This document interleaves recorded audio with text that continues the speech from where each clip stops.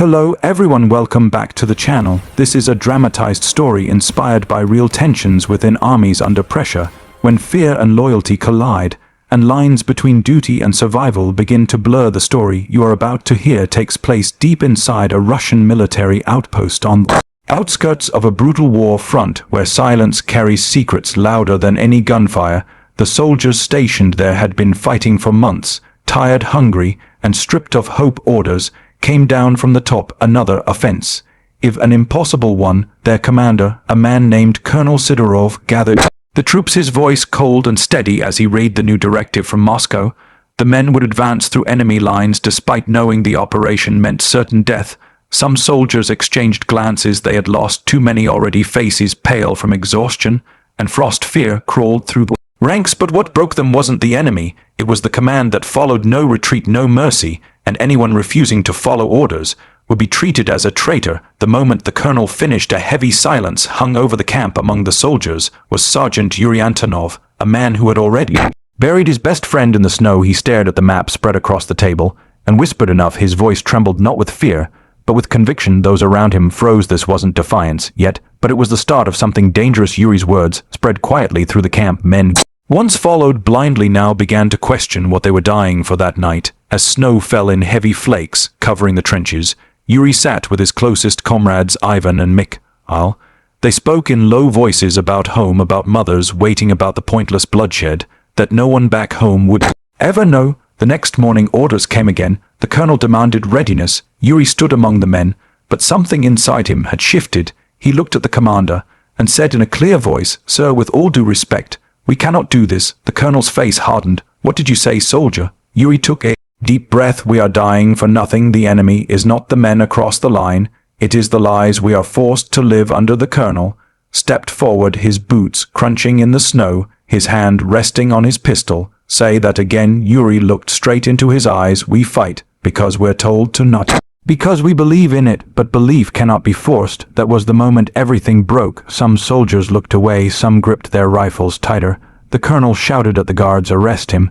But the hesitation among the men was unmistakable. The loyalty that once held the unit together began to fracture. Two guards stepped forward, uncertain. Yuri didn't resist. He knew what would come next. Later that evening, the colonel called a meeting of his officers. Punishment had to be swift to restore discipline. They would make an example of Yuri and anyone who followed him. Mikhail tried to intervene, saying he only spoke out of despair, not treason, but his words were ignored. The next dawn, the men were lined up in the yard, snow piled against their boots.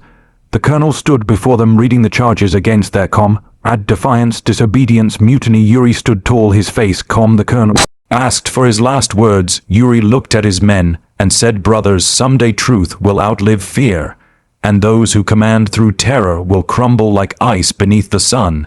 Then he smiled faintly, not for forgiveness, but for freedom. That moment would haunt every man there as the shots echoed across the field. Mikhail turned his face away, tears freezing on his cheeks. The colonel holstered his weapon and ordered the unit to march on, but the damage was done.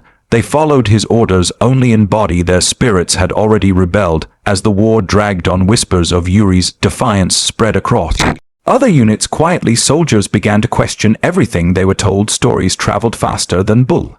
Some called him a traitor, others a hero. But every man who had been there remembered his courage, not his rebellion. Weeks later, Mikhail was transferred to another sector. He carried Yuri's old insignia sewn into his coat as a reminder that even in obedience, one could still choose what to believe. He would later write in a hidden notebook that the true mutiny was not against a commander, but against fear itself.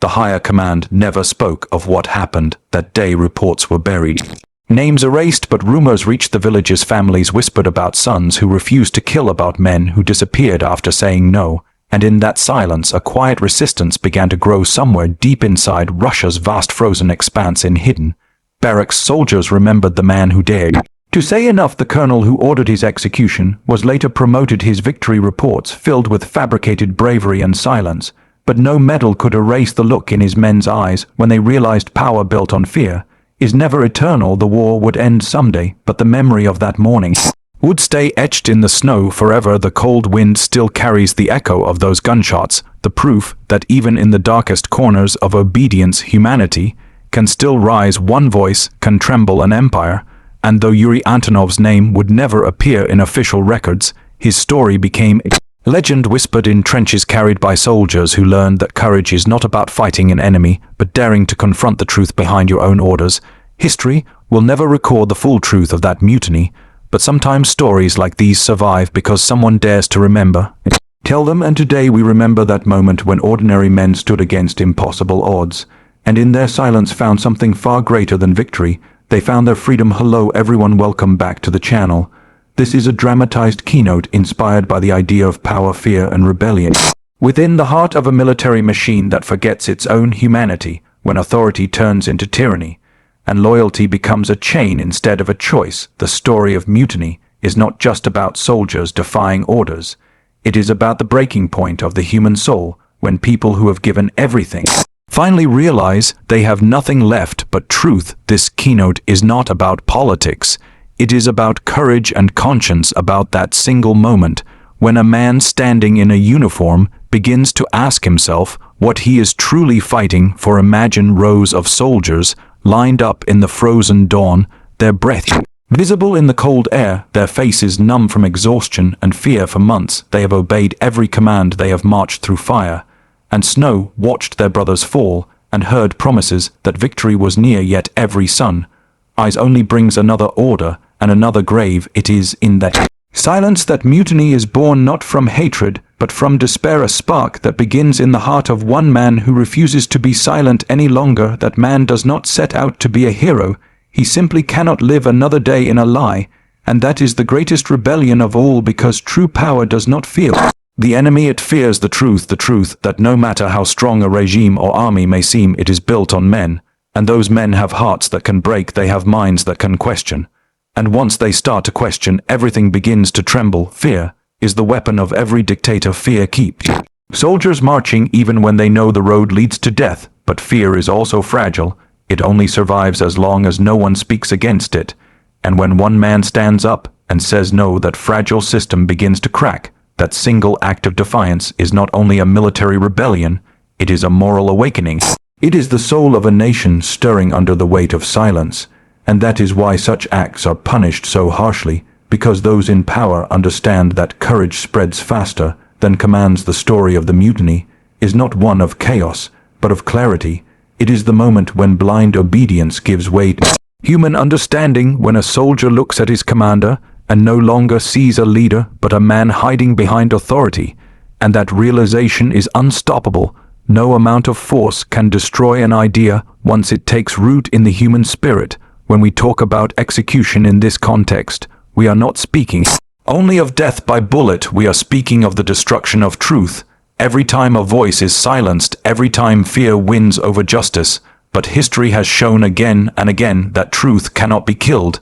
It may sleep for years buried under propaganda and fear, but it always returns stronger like a seed beneath the snow waiting for spring. The message of this keynote is simple. Obedience without conscience is not loyalty. It is surrender. Real strength is not in following orders, it is in having the courage to question them when they destroy the very values they claim to protect. The soldiers in this story are not villains or heroes, they are reflections of all of us caught between what is right and what is demanded, between fear and freedom. In every system, in every age, there comes a moment when individuals must decide whether they serve power or principle, and those who choose principle, even at the cost of their lives, shape the destiny of generations. The mutiny inside that cold camp was more than an act of defiance. It was the first breath of truth in a world suffocating under control. And even though the men who stood up were punished, even though their names were erased, their courage became a whisper that never died. That whisper still moves through the hearts of those who question orders that make no sense, who refuse to harm in the name of pride or ambition. And that whisper will one day become a voice again. So when you hear of soldiers who refuse to obey, when you read about men and women who choose conscience over comfort, remember this: they are not betraying their country, they are saving its soul. A nation without truth cannot stand, a people without conscience cannot be free, and an army without humanity cannot win even if it conquers the world. The lesson here is eternal.